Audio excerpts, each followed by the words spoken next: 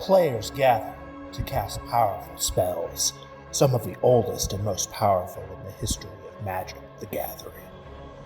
Batter Square, Cauldron Complete, Up the Beanstalk, and many others, battling head-to-head in brutal combat. They all have one thing in common: to uphold their legacy and the search for eternal glory.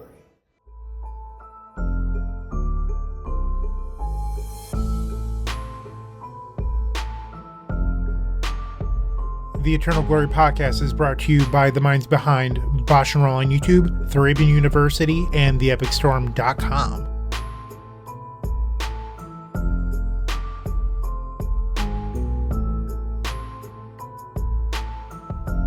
Hello, and welcome to episode 111 of the Eternal Glory podcast, Growth Through Failure. We've already recorded 30 minutes of introductions and banter for the week available in our supporter-exclusive pre-show. Check out patreon.com/eternalglory to gain access, or join as a YouTube member for the same content on YouTube instead. As always, I'm Phil Gallagher, aka ThrabenU. I am Brian Coval, aka BoshNRoll. And I'm Bryant Cook of the Epic Storm. Shout out to all our new Patreon and YouTube members who are going to enjoy that pre-show and figure out what grinds my gears. I got into some of my pet peeves. I got a little grouchy about it. I'm not going to lie. Those people include Kyle M., Brad T., Adam, Orbwalk, Kevin M., Joe A., and Negative Noise. Bunch of new ones. Appreciate you all and everyone who was here before that. Jump in there if you want access to that. That's patreon.com/eternalglory or membership through YouTube.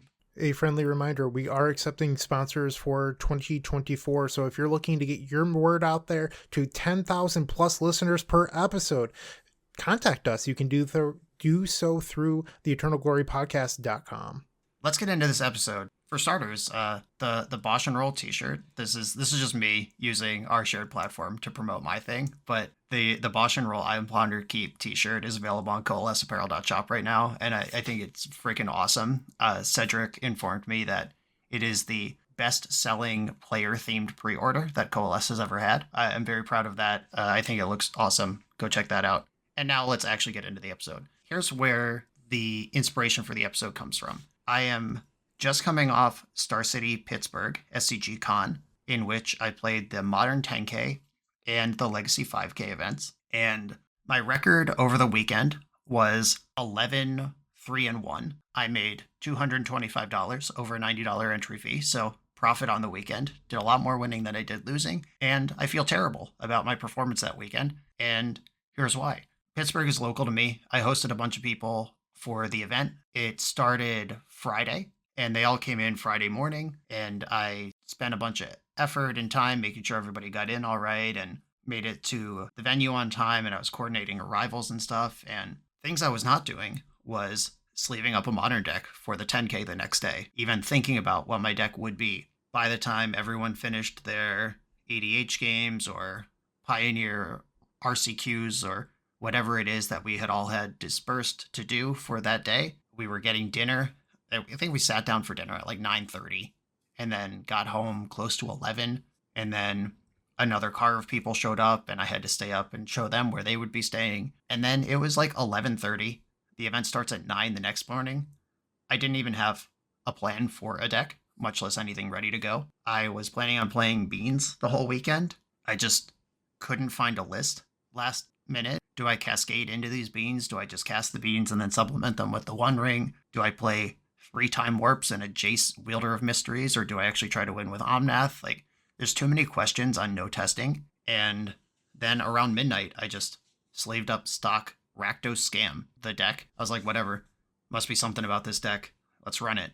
I ended up going 6-2 in rounds played in that tournament.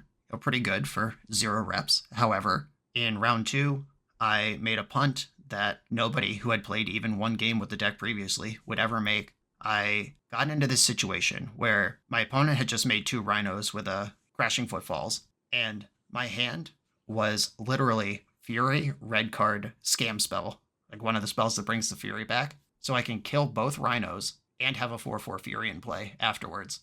Exactly what I need to do in that spot. But my brain, that was both tired and had 0 reps, had built this neural pathway that was like, in order to scam, you need 3 cards of the same color. Because grief, you need a black card to pitch to grief, the grief itself, and the scam spell, which are all black. And then I'm just staring at my hand of Fury, Fable, and Mirror Breaker, not dead yet. And I'm like, oh, I need to draw a red card here. And then I drew for my turn. It was not a red card. And I was like, oh, shit, that was my window. I guess I'll play this Fable, the Mirror Breaker, and try to hardcast Fury next turn. And then I played Fable, the Mirror Breaker, and I hardcast Fury next turn. And by that point, my opponent had to untap their mana, and they just hardcast a Subtlety and put me into straight to hell. And I noticed, like, as I was picking up my cards, like, wait, it was all there. What just happened? Why did that happen? How could that happen? It was my brain trying to compensate for some shortcuts for muscle memory that I didn't have, and compound that with being tired and just all these other mistakes. 6-2, I prize split with my round 9 opponent and ended up conceding them because they could place higher than me, and I made money. I doubled my entry fee, but I felt like shit about it because why would that happen? With any preparation or even just going to bed on time, it would not have happened. So Brian, could you just remind our audience, how long have you been playing competitive Magic? Oh my God, 20 years? And you, a 20-year veteran, did something that you knew better not to do. This can happen to anyone. So some of the advice that we're going to throw out in this episode today that you'd be like, I know better than that. Sure, you might know better than that, but you might allow yourself to get into circumstances where you throw yourself off of your normal groove and you fall for some of these things. Right. There were some factors, like I said, like I was dealing with people all day and stuff. I was not serious about Modern. Like Eternal Weekend is coming up this week. I've been thinking about Legacy and Vintage. I was honestly a little frustrated that there even was a Modern 10K because I didn't want to think about Modern, but I also wasn't going to skip a local 10K. You show up when that's the thing. But even all those things going on, I knew there was a Modern 10K on Saturday. I watched some TV at some point this week. I played some video games at some point this week. There was not 45 minutes for me to think about my deck at any point before Friday night before the event. That's bullshit. I did end up in a squeeze because of other factors on Friday, but I didn't need to be doing that on Friday. With just a little preparation, I could have been in bed an hour and a half before I was. And there's really no excuse for that. Then at the end of the Modern event, at least like that day, like it was round 2 where I made that completely insane punt. And then I spent the day just like, well, Legacy is tomorrow. That's my real format. I like my deck. I am prepped for this. I'm going to be home in bed by 10. I'm going to have a full night's sleep, a good breakfast, all these things. And then I found out one of my car mates had fired a side draft right as the Modern 10K was ending. It was like the middle of round 9 on the clock. And I like texted him and I was like, hey, I'm ready to go. And he's like, oh, I'm drafting. We hadn't discussed like when we're going to leave or anything. I'm not mad at him for doing these things. And we ended up being there 2.5 additional hours. He drafted his entire draft. It was single elimination, and he won his first 2 rounds. And it took an hour and a half in this untimed pre-release day side draft for the other side of his draft bracket to finish. It was just 2 people taking their sweet old time, shooting the breeze, playing real slow. It was an untimed round. No judges were on them. Like nobody cared about the side draft from a tournament perspective. It was one of those, here's the bracket, report when you have a result thing. 90 minutes. We stood there waiting for his finals round. And he was like, I'm just going to offer the split. And we got to get out of here. And his opponent was like, no, I don't want to split. I'd like to play the draft. So then he had to play another 30 minutes of Magic. We had plans to meet someone at their home. Like one of my local friends was hosting a dinner party, and it was my plan to be there at 7:30. We got there at 9:30. We ate some food. We were polite enough, spent just enough time there to not be like, show up, eat your food, and leave. Got home, once again, close to 11:30. Had to get everyone settled in. I went to bed after midnight. Then the Legacy event happened the next day. I had a good breakfast. At some point, I was 4-0. It was the early afternoon. I hadn't eaten since breakfast, and I was like, I am hungry now. I could like scarf some chicken tenders right now from the convention center, or I could go to 5-0 if I win my next round and have 2 hours just to have a good meal, leave the convention hall during my ID rounds. I did it. I played out a skin of my teeth, awesome match went to 5-0. I'm at my physical limit at this point, and then I get paired down. My opponent can't draw. And then we're a feature match, so there's a little delay to get started. We have a judge call that adds a few minutes, and then we go fully to turn 5 of turns, where my opponent defeated me on turn 5 of turns. So I'm now like an hour plus past my physical limit that I was at when this round started. Because we were the last ones to finish with a time extension, as soon as we were done, judge put it into melee for us. The round was paired, and my round 7 opponent was like, hey, do you want to draw? Like, before I even picked up my cards from that round. And I was like, Jesus Christ, yes, thank you. And I just like agreed to draw, left the building, went to a restaurant across the street and ordered food. And then I was sitting there eating, and I was like, I should actually look at the standings. And I realized I had very likely drawn myself into 9th at that point, where I can do tournament math. It is standard practice. I don't think I've ever in my life agreed to a draw without looking at the standings. Why did I do it now? It's because I was tired. I didn't take care of myself. I was feeling bad physically. I should have just had that snack in round 4 just in case. And all these spots where it's like, you could say like, oh, of course my opponent would top deck to beat me in round 5 or turn 5 of turns when all I needed was the draw that we were about to get anyway. Or why didn't my deck draw one more removal spell, or this, blah, blah, blah. Like, why didn't I eat lunch? Why didn't I go to bed? Why didn't I tell the judge after round 6, hey, my match just finished. I need a minute to splash some water on my face and look at the standings. Why didn't I tell my friend last night, hey, you got to Uber over to the dinner thing. I don't have 2 hours to stand here. Like, there's so many things I could have done that I just didn't. I ended up 9th place, top 16, another $100. I'm not happy with that. I doubled my entry fee, but I'm very not happy with that. That's kind of the space where we're coming from, because we've talked about tournament prep and all these things before on the pod. Very fresh in my mind with 2 Eternal weekends coming up. I'm getting on a plane in about 12 hours from the time of this recording to fly to Prague and play in 2 Eternal weekends. I'm being sponsored by 3-for-1 Trading. They're awesome. They're bringing me out there, and I don't want to repeat these mistakes when a company has bet on me financially to fly across the world and represent them. And I'm coming off this weekend where I just couldn't be bothered to go to bed. And I ended up just a little short in both main events of doing extremely well, and completely my own stupid fault. So that's what we're talking about here. There is a small thing that I would like to mention, and I'm sure we all know this or whatever, but it's something that I've started being really conscious about since becoming a parent, which is time is super valuable. And I'm sure Brian knows this, like he's an experienced veteran, 20 plus years. But one thing that I've stopped doing, and it doesn't really matter how much I like the person or not, I don't split cars anymore unless it's a super long trip. Like, I've driven to Philly by myself, DC by myself. DC is 7 hours from Syracuse, just because I want the freedom to pick up and leave whenever I can to get back to my family. Sometimes, like, that extra, like, for example, Syracuse to Philly is a tank of gas. A tank of gas is $35. I will spend $30 to not have to wait on somebody else. Like, that is just worth it to me. So, like, I don't have somebody else weighing me down anymore. In Brian's story, he didn't necessarily have to have a person that he carpooled with or whatever. Brian chose to probably because he really likes this person, and that's a nice thing to do. But you can also just decide, hey, I want to be able to get out of there whenever I'm ready. I'm going to drive on my own. And that's another option. For those of you who listen to the supporter exclusive pre-show, you've probably realized how much like we talk about our time and how busy we are.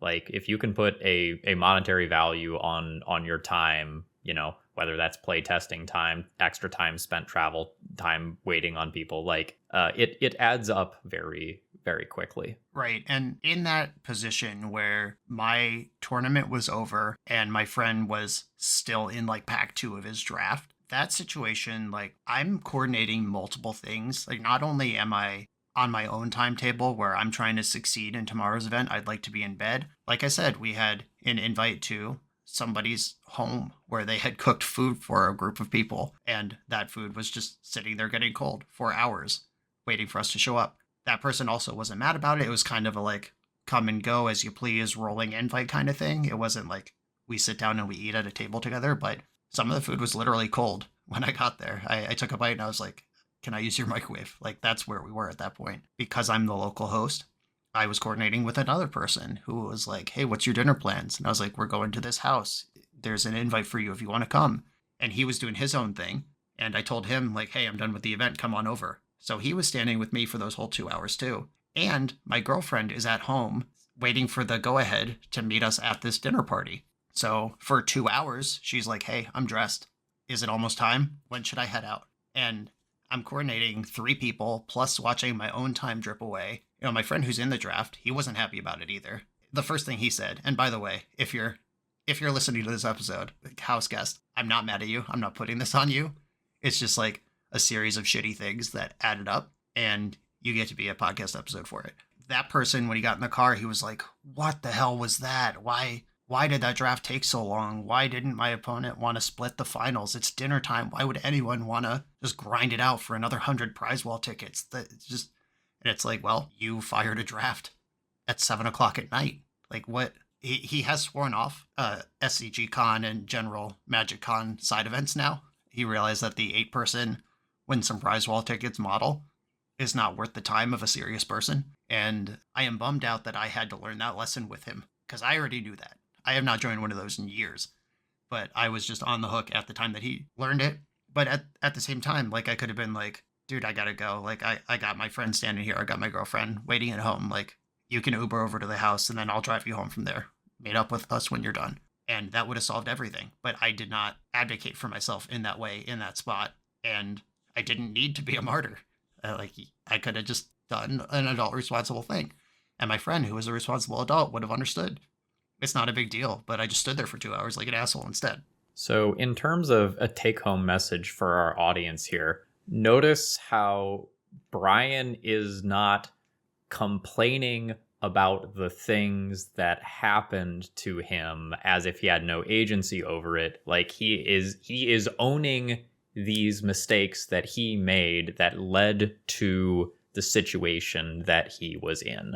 Like, you will hear people often say things like, you make your own luck, right? Like, the decisions that you make lead to you being in the situations where things can go well.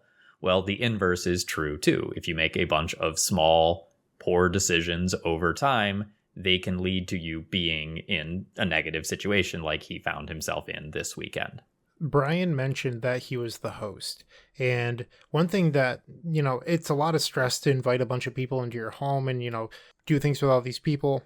One thing that I really like to do to events where I am driving is pack a bunch of trail mix in my bag, some snacks, fruit, all that stuff. And then I'm a soda drinker. I end up buying like a 6-pack of soda for the weekend. I'm just like, I have my caffeine. I don't drink coffee. And then I have my snacks. I get really nervous when I fly to events. I am flying to Eternal Weekend in Pittsburgh. And I'm just like, I am not going to be able to bring a bunch of trail mix on the plane and like a 6-pack of soda or whatever. And I'm just like, I hope there's like a convenience store near the event site or stuff like that. And I get like a tiny bit of anxiety just like thinking about that. I'm like, I really don't want to be hungry in the event hall. Like, I hope there's like a bodega somewhere or just something, because I don't want to be hungry during those tight win and in rounds or off focus or not caffeinated. I promise you, we have grocery stores, and if you need a run, I can just go to the grocery store and bring it to the hall on day one. Just throwing that out there.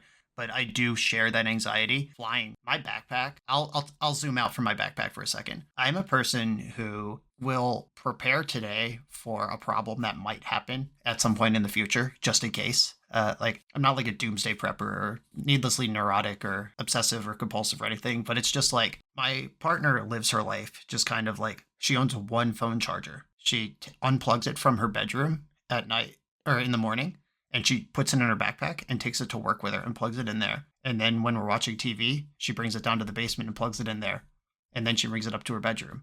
And I'm like, I just have 4 phone chargers. There's one in every room that I spend time, and there's one in my car. And then there's another one in my backpack next to my portable battery, which I keep charged at all times, just in case.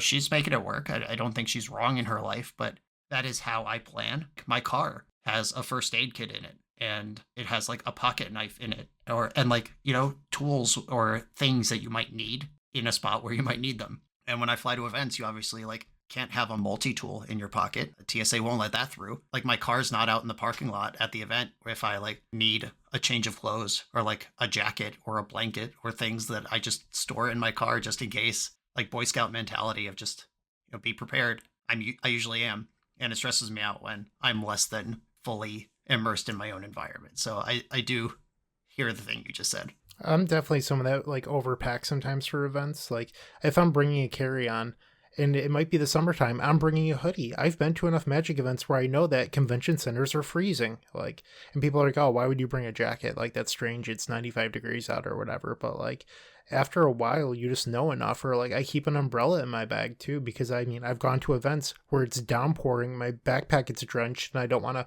potentially ruin all of my thousands of dollars worth of cardboard. So like eventually you just realize that you should have all these things and you should prepare. Like I think you're in the right. I don't think you're wrong at all. Like you should be prepared for all these things, and I think about that stuff in advance as well. So I went to a CEDH tournament this weekend. I think as a generality, CEDH players are not used to the tournament experience. Like they might have plenty of experience within their own format, but they are like really not used to these things. So, for example, I was rooming with someone. I like grabbed my rain jacket, threw it in my bag, kind of looked at them. They were, just kind of rolling out of bed at a slower pace than I was. And I was like, hey, just remember, it's probably going to rain today and, pack accordingly. And they were like, oh, I had no idea. I hadn't looked at the weather. And I was just like thinking to myself, like, I have thousands of dollars worth of cards. Like, I bet you do too.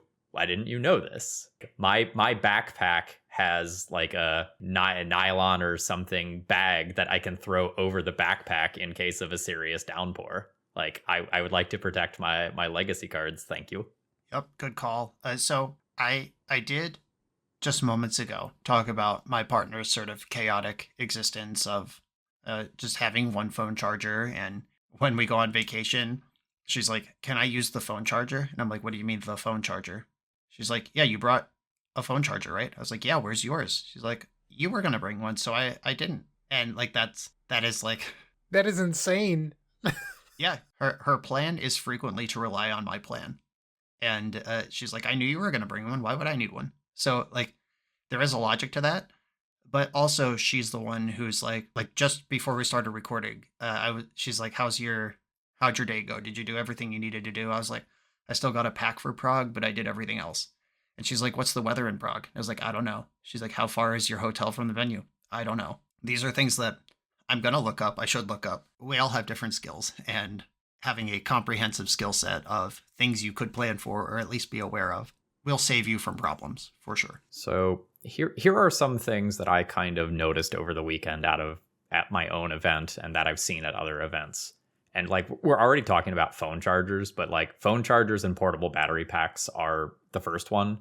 Like in this modern age, your phone is how you're going to get your pairings. Your phone is how you're going to look up your opponent if you have time to do so, to see what sort of decks they might have played in the past. It's how you are going to find lunch. It's how you are going to navigate to the venue. If you don't have your phone charged, you have to physically go to a pairings board or watch a TV that is scrolling with pairings, and you might arrive just as the round begins, instead of having comfortably been at your seat for 2 or 3 minutes, already like shuffled up, good to go. Maybe you've already mulliganed.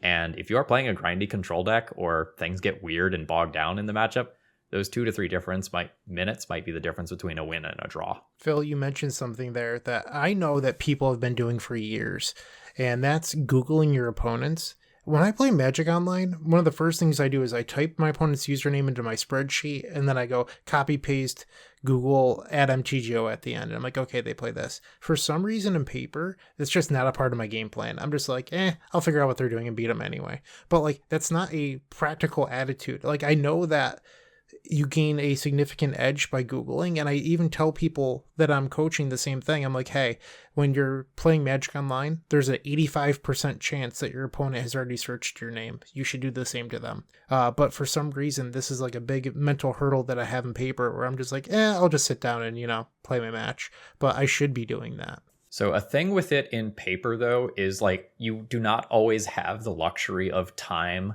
Correct me if I'm wrong, but the way the rules used to work is until you sit down for your match, you are allowed to do something like be on your phone. But once you sit down for your match, you are no longer allowed to, do a Google search or whatever.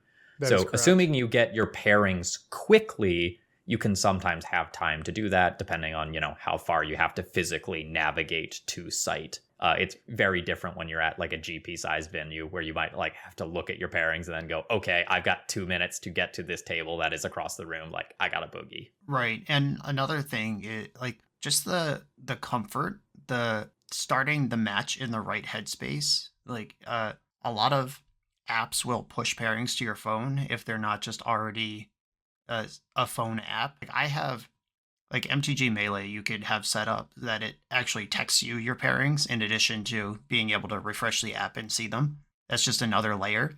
And I've noticed that sometimes the text goes out a few seconds before the pairing site actually updates. I'm frequently just already moving to my seat before anyone knows pairings are up. Sometimes it doesn't matter, but sometimes it does. Like I want to sit on the side of the table where I can see the clock without turning my head around. There's going to be like spacing issues in the venue where the clock has to go somewhere and it's going to be behind someone at some point. And I want to be able to just look at that over my opponent's shoulder without making a big deal out of it, rather than turning my head around or asking how much time is left. I want to be sat down with my deck, with like my mat laid out and all my life pad and everything set up as soon as possible. Like I don't want like, welcome to round 2, and I'm just like jumping into the chair, because then I'm going to be all scrambled. The time's already running. And I'm not going to be thinking as clearly. Like I want that sort of home seat advantage. I want the lay of the land. I want to be fully comfortable before I have to start making strategic decisions. So CEDH players, this one is for you. In CEDH, you have a whole bunch of mulligans that you are probably going to go through. The very first thing I say to every single pod that I sit down at is roughly 15% of CEDH games end in a draw. Let's not have this be us. Shortcut things when you can. Play quickly. Poke someone if you think they're slow playing. After I gave this speech, I watched an opponent look at their cards, put them face down on the table. I asked them, are you mulliganing? They said, I don't have to say that yet. I'm waiting for the other person. And while that is technically correct, they sat there, waited for 2 minutes to wait for person in position 3 to make their mulligan decision, and then without looking at their hand said, I'll mulligan now. And it was like, cool, you have wasted a lot of our time. You will waste more if you mulligan again. What you are doing is technically legal, but you are not putting yourself in your best position to win your own event. On a similar topic, I've played in a couple CDH events at this point. You know, the pair pretty quickly. The rounds are anywhere between 75 minutes and 90 minutes, which seems long for a 60 card player, but when you're playing CDH, it's 4 players' time for one game, and it ends up going pretty long. Well, sometimes somebody will play a card like, oh man, I love that altar. Oh, who did this or whatever. You got to nip that very quickly. Like, I don't care who did your altar. We got to go. And sometimes in 60 card Magic, that happens too, where somebody be like, oh, I think I was at that event your playmat had, and all of a sudden you're starting mulligans, you look up and you've lost 5 minutes on the clock. I play Dark Ritual in all of my decks. That's usually not a problem for me. I don't know, like, you still gotta just be like, hey man, I respect you and I respect our time. I'm just trying to get this match done. We can chat after.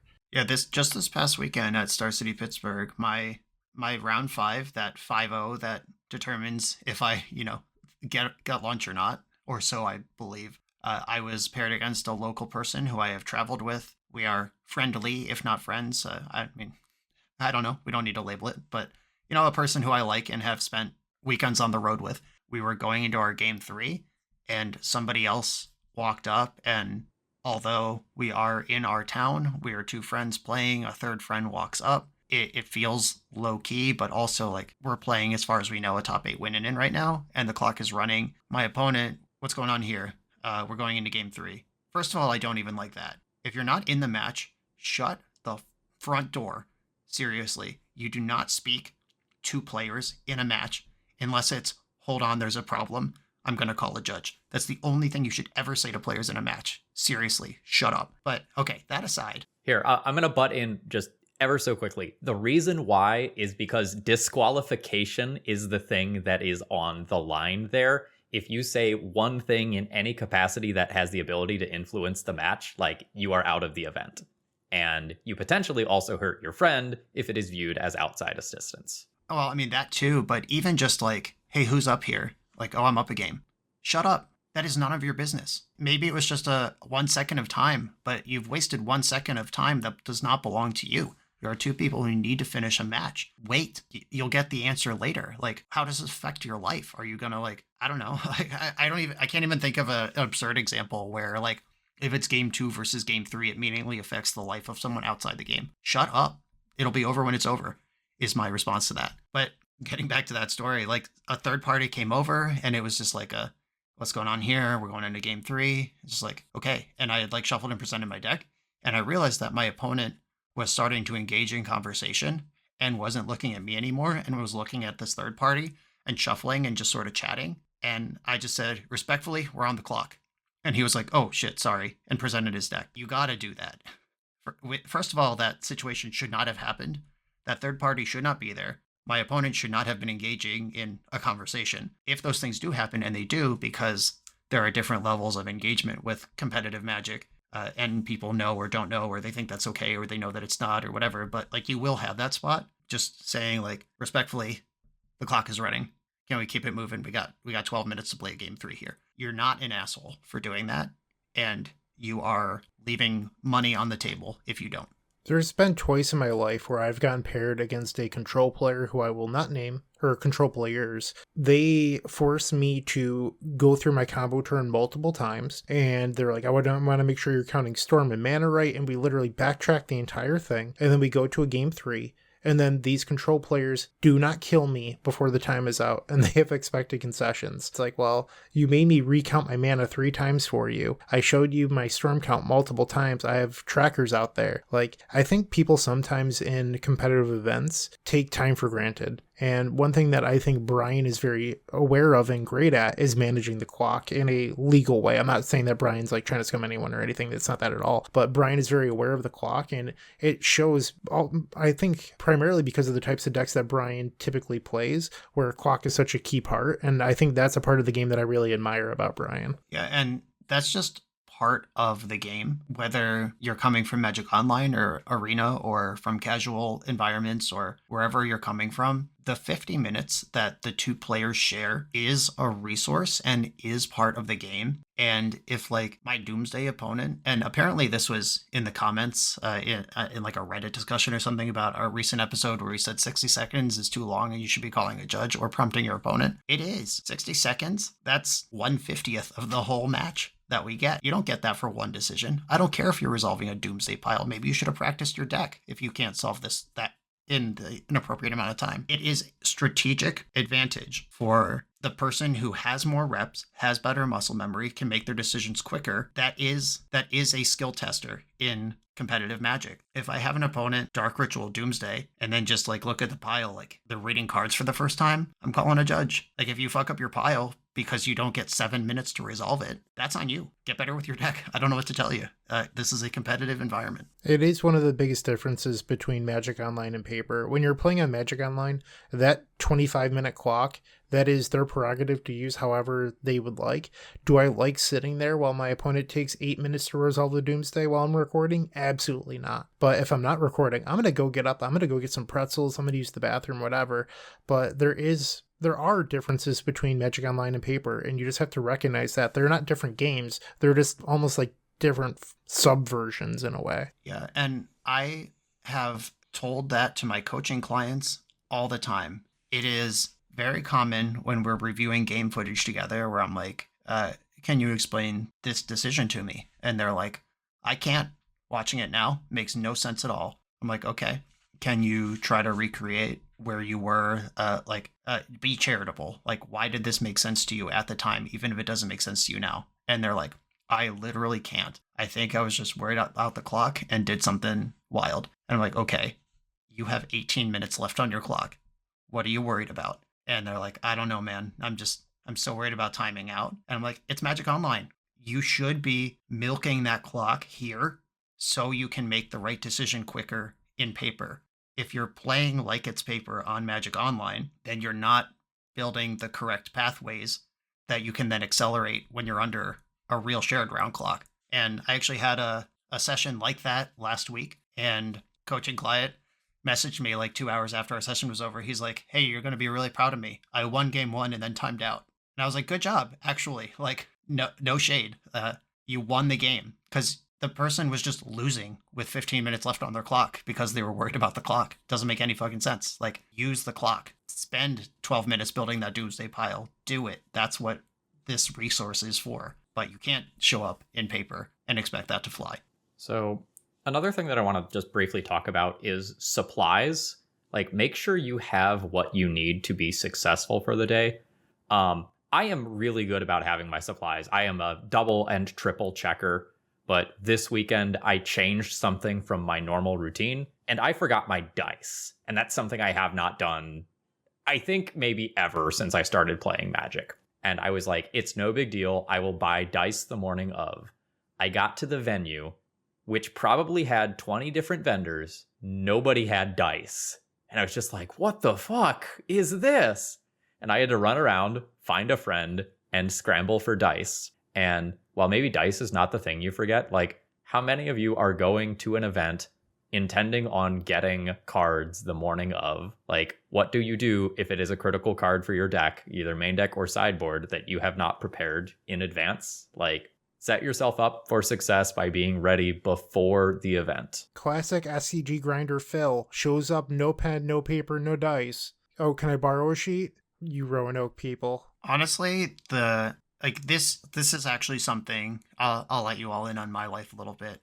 Me and my friends, we rip mercilessly in our private group texts on anyone who's like, hey, anyone have 3 copies of Force of Will for tomorrow? What have you been doing for the past week? Where are your Force of Wills? Did you register a legacy tournament without a source of cards? Who has just like 3 extra Force of Wills? We tear into people like that all the time, and it's so stressful. It stresses me out just seeing those tweets, seeing those Facebook posts, seeing those whatever. I do not bring anything to the event that I'm not sure I'm going to use. I have like a trade binder that just fits in my backpack in like this weird little pouch that nothing else goes in. If I didn't randomly open the card you need in a draft, no, I don't have it. You should have asked me 48 hours ago. I would have brought it for you specifically. One of my most common things said to one of my friends is, you should ask me yesterday. Like, I'm at the event now. I would have brought it, but no, I don't have it with me just in case you needed it. Brian, you just touched upon something that I've changed about my routine. I used to be, these are the 75 cards I'm bringing, that's it. Like, if it's not in my deck box, I'm not doing it. I've changed that because sometimes you go to events and you buy cards. Well, if you're buying cards at an event, maybe you wanted something for that Cedh deck of yours or a modern deck. You cannot put those cards in your deck box. Brian, you're a judge. You know this. If you have cards that are not a part of your deck in your deck box, bad things happen, i.e. game losses, stuff like that. Shirt pockets don't always keep your cards safe, so I've started carrying a small 4x4 binder with, mainly just for card purchases, but also, like, I've started using a couple altars, my Japanese foil LEDs, I'll keep my spare set in there, that sort of thing. But I don't like bringing cards to events. I'm not there to loan you cards. I don't want to be hassle about it. Just, I don't know. It irks me. Yeah, there was a time where I was younger and dumber, and I had a smaller collection, but still pretty stacked. And I had one of those giant like D-ring binders that you use for like college reports, and it was just full of my legacy cards, and that thing was in my backpack anytime I went to a legacy event. I think the first time I met Jarvis Yu, it was because a friend was like, my friend Jarvis needs a moat. Do you have a moat on you? And I was like, of course I do. And just pulled out this giant 20-pound binder, which I had to carry. And it increases risk because I have all these expensive cards that I don't need on my back. Once in a while, you get to do something like make a new friend with Jarvis Yu because you have a moat on you. But most of the time, it's like, no, why would I have a moat? And that's a perfectly reasonable answer. Having like a secondary box to keep card purchases in or promos that might be handed out or whatever, that I consider that like being prepared with smart packing, not extra stuff necessarily. But yeah, like, no, I didn't bring an extra deck. Or like Sunday of a con, where it's like, hey, there's a modern RCQ I didn't know about. Did you bring a modern deck? No. Why would I have a whole modern deck that I could just hand you? If the only reason I would have brought a modern deck is because I'm in this event already. All right, I'm going to share something that's happened to me multiple times at this point in my life where I maybe didn't make day 2 of an SCG or something, and somebody will come up to me like, hey, do you want to swap decks today? I can't imagine the world in which I say yes. Like, I am never, ever, ever going to swap decks with you for a day. 1, I don't want to play your Death and Taxes deck, and 2, I'm not handing over the Epic Storm to you. Get out of here. So to give some perspective about like how seriously I take this, I messaged someone like a week and a half before the event that I just played in. And I was like, hey, I'm considering switching decks. What do you have available? And we had a conversation, and like a week and a half prior to the event, I had like made some selections about like how I was going to get my cards for that event. And that was settled.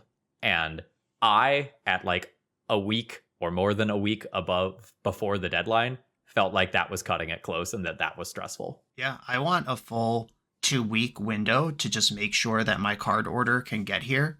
I have sitting next to me on my table that I will show to the camera now, a playset of Soul Rend. Have you read Soul Rend in your life? I mean, vintage players probably have. I read it this week for the first time. Yeah, it's a Doomblade that only kills white creatures, and then you draw a card at the beginning of the next upkeep. And it's just this fringe player. It kills like initiative creatures and Sphinx of the Steelwind out of Luris decks. And that's like the only place it ever sees play. I own 4 of them. They're right here. They're in my hand because I saw it in a list and I thought I might need that for Eternal Weekend. And I just placed an order. I have these now. They're going to go in a binder. Unlikely to be sleeved up anytime soon, but that's my process. And going back to the top of this episode, when I said I was like sitting there late at night trying to figure out what modern deck I was going to play, the control list that I liked had 3 time warps in it. And I checked my collection tracker and learned I don't own any time warps. I know I did at some point. I don't know where they went, but I don't own time warps. By the way, I have a collection tracker. I spent 0 time digging for time warps in my collection that I didn't have. I knew right away that this might be a stress point and confirmed that it was. And rather than sleeve 72 cards and show up that morning trying to buy 3 time warps from vendors before 9 a.m. rolls around, I just decided not to play that deck because I'm not going to live that life. I just chose a deck instead that I knew I had all the cards for. In terms of other just like preparation and basic tournament skills, I think I was one of 3 players taking physical notes on pen and paper during the entire tournament that I played in, at least of the players that I played against. And I probably fixed a dozen life total discrepancies because of that. At the CEDH events, it's very common for someone to throw a phone in the middle of the table and track life totals like that. And while that's super cool and convenient, those things kind of are very easy to misclick on or to make an error on of some nature. And I was just surprised that like nobody else is taking notes on like revealed information, what things are happening, the number of mulligans players have taken. Like I'm sitting there going like K for keep as people are mulliganing. So I'm making sure they are actually mulliganing to the correct number. And I just saw nobody else putting in that little bit of extra effort to do that sort of thing. This is tangentially relevant. I had a coaching client a couple weeks ago who we were talking about a deck that he was working on. And then he was like, I need help with the sideboard. I was like, okay, in what way? What do we need to work on here? And he was like, I played casual and then I played arena and I've never had to build or use a sideboard before. And you know, this person makes mythic most months, just grinding best of 1 on arena, has no feel or history with the science or art of sideboarding. If we have players who picked it up on arena during COVID or whatever, which is a large part of the population, and now they're stepping out into tournament play, especially CEDH, where they spice up their EDH deck, and then that's a full casual pipeline. Why would they know to take notes about written information? Why would they write down life totals when someone's phone is just in the middle of the table? Why would they do that? And the answer is, you know, they just don't know. They haven't been in a spot where someone says, I have you at 12. It's like, well, I have myself at 14. And then you have the paper trail to back it up. Like that's game changing in a lot of situations. I had one of my matches literally be decided by a single point of life. All right. Another thing I recommend is like, please time your travel so that you can be successful at the event. I think in the tournament that I played, 5 players missed the players meeting and hence were dropped from the tournament for not attending the players meeting. Like, it was a sold out event in advance, and some people on standby got to play in the event because other people just did not leave enough time for their flight or Uber or travel or whatever. Yeah, I think every town has a person who magic events. There's a joke here in Pittsburgh. It's Adam time. I know up in upstate New York, Kevin Jones time was a known thing. There are people who just cannot organize their lives in a way to be at the event at the time that it starts. Here locally, it's like Chris time also. Chris and Adam are our two locals here in Pittsburgh. They know who they are. But our like Saturday Win-A-Duel frequently is like supposed to start at 11 a.m. and it's like 11:15, and the store owner will be like, "Hey, Chris is on his way, everyone." And we're just sitting there. You're lucky if the store or the TO can work with that. Even if they are working with that, It's just disrespectful to your time. everyone's time. It is disrespectful to every single person who showed up on time. I think those people should just unilaterally receive game losses, like pair the round. Like, hey, if someone calls and says, "Hey, I'm 10 minutes out, 2 minutes before your event," okay, you could show up, but we are starting the round on time. Are you okay with the game loss? It's like, okay, you get there, and if they could 2-0 you from there, they're back on the board, and if not, they get what they deserve. Wake up earlier. I don't know why we're enabling this shit. I showed up to a pre-release that was scheduled to start at, I don't know, let's say it was scheduled to start at 6. Like, I called, asked the time, they said 6. I arrive and it's 6, it's 6:10, and I'm like, when are we starting? And the store owner was like, 6:30. And I was like, I called and you said it was 6. And it's like, yeah, we have to say that so everyone actually shows up on time.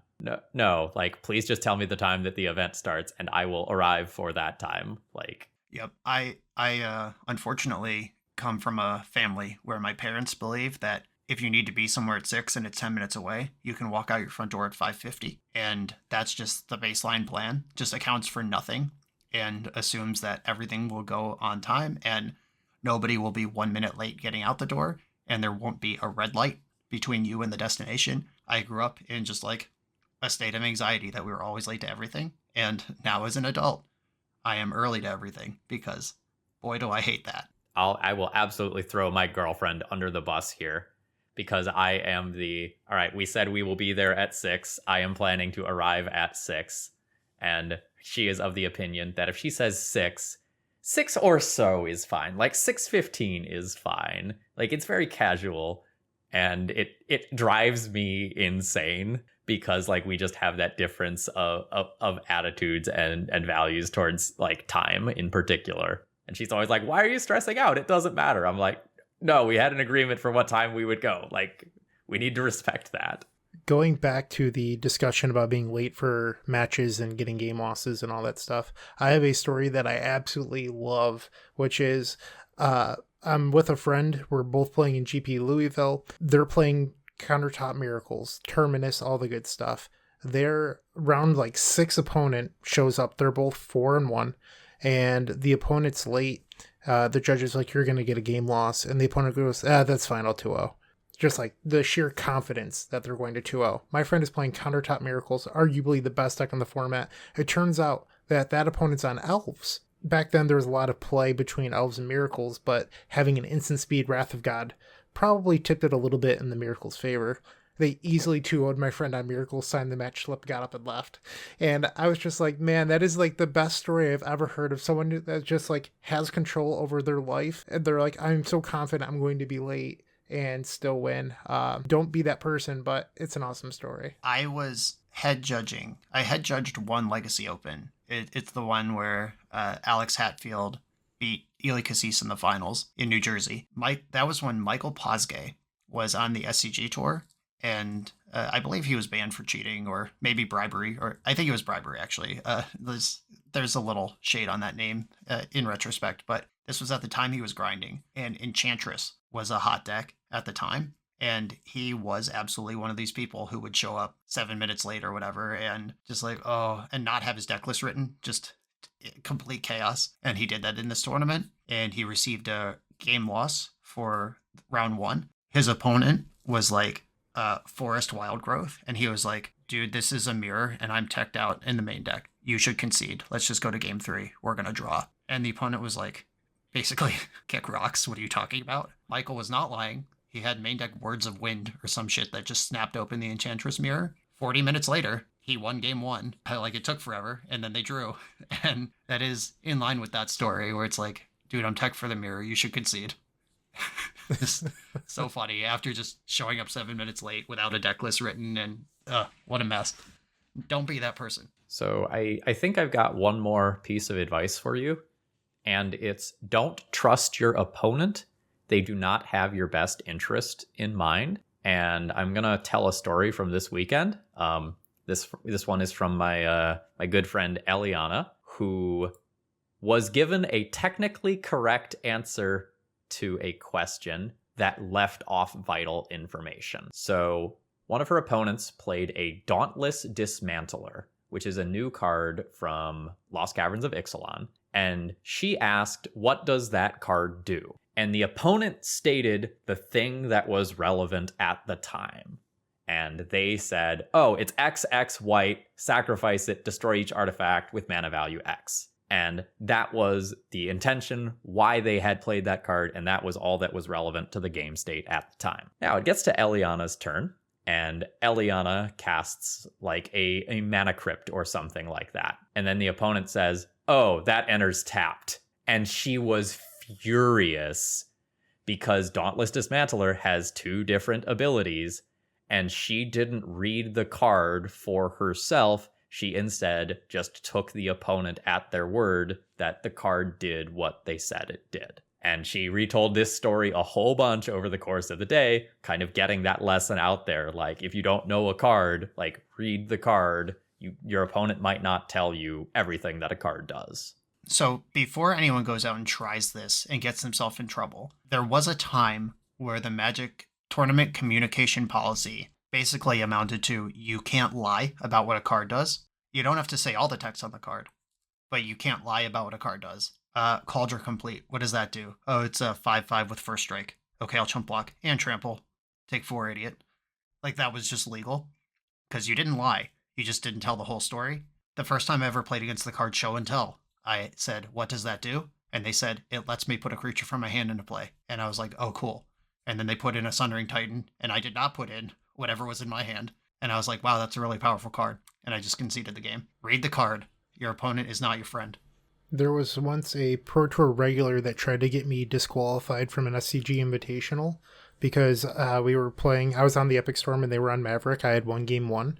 Game 2, I cast Dark Ritual, and they're like, what does that do? And I said, adds 3 black, and they called the judge and tried to get me disqualified for misrepresenting what the card did because it costs 1 black, it's an instant, and then it adds 3 black. And they argued with the judge for minutes that I gave them false information, and ultimately the judge was just like, adds 3 black, anything else? That was the end of that story. They actually ended up winning that game and then the match, which felt kind of bad, but I was just like, for the rest of time, I was just like, that person's scum. Yeah, stuff like that is nonsense. And if somebody tries to do something like that to you, another way to reduce stress at a tournament is use judges and know how to interact with them. Present the information that is true and do it clearly. And then the judge will probably make the correct ruling. And if you still disagree with it, you can appeal to the head judge. A judge call doesn't make you a jerk. If your opponent calls a judge, they're not a jerk. Don't freak out. Don't change your story. That's suspicious. Just like, yes, this is what happened. I said it adds 3 black. Literally the text of the card. Okay. And then the judge will handle your asshole opponent from there. Yeah, and note that there's not really a penalty for you calling a judge. Even if your judge call takes a couple of minutes, you will get a time extension. I was 95% sure I knew how an interaction worked this weekend, but it was kind of weird. Like, I wanted to check, hey, if I Chrome Mox my Tivit and then I redirect it to the command zone, can I have my cake and eat it too and have it tap for mana while also moving my Tivit? And I was pretty sure that answer was no. I don't know the commander rules like the back of my hand, so I just wanted to double check. Also, Tivit's an artifact. Or no, he's not. I just looked it up. It's not an artifact. Right. I was about to say the same thing. I was going to be sassy because Chrome Mox specifically says non-artifact permanent because it's from a time when artifacts didn't have color. And it has tilted me off in the modern days that I can't like pitch a Thopter Foundry and get 3 colors out of a Chrome Mox. actually mad about that, by the way. There was a game at the Festival of Nights, which was a CEDH tournament, where I set up a line based on I will have exactly enough mana and artifacts to go off with Tivit here, except I realized after I had committed to the line that I can't sack Tivit to time Cedh and then recast him. I made that same fucking mistake on a stream the first time I played Tivit. He looks like an artifact. He's a big Esper idiot, like that poops out a bunch of artifacts. What's he doing there if he's not made of metal? I've had a lot of opponents. So like they'll play a card that I'm like pretty sure I know what it does, but I'm like I just want to know how the interaction works, and I'll call Judge. They're like, yeah. They're like, it clearly does this. I'm like, I don't know that. I'm just gonna call a Judge and ask, and there's nothing wrong with doing that. And they're like, you play a lot of Magic Online, why don't you know this? Well, one, Magic Online is infamously broken half the time, and two, I mean, I love Magic Online, this is not shaded at it, but sometimes it just doesn't do things correctly, and two, I don't know if you're lying to me. Like, there's no harm in calling a Judge. I just wanted to circle back to that. There is a high level thing of like, what's the text on Natural Order again? And like maybe they like look at their hand real quick and you're like, gotcha. Like, even if you know the text is just sort of like do they look down to read the card that you think is in their hand? You should just call a Judge and ask.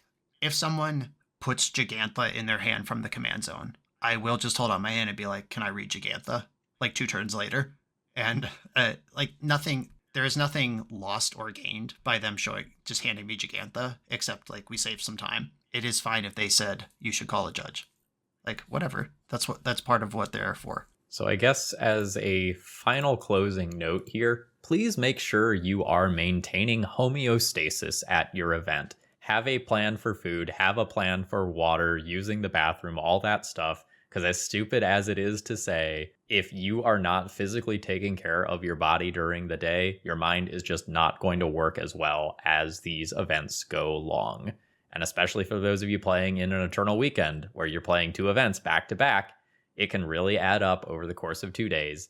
Take care of yourself and like play the Magic that you are capable of playing. I will co-sign that as Star City Pittsburgh's undefeated 9th place gamer.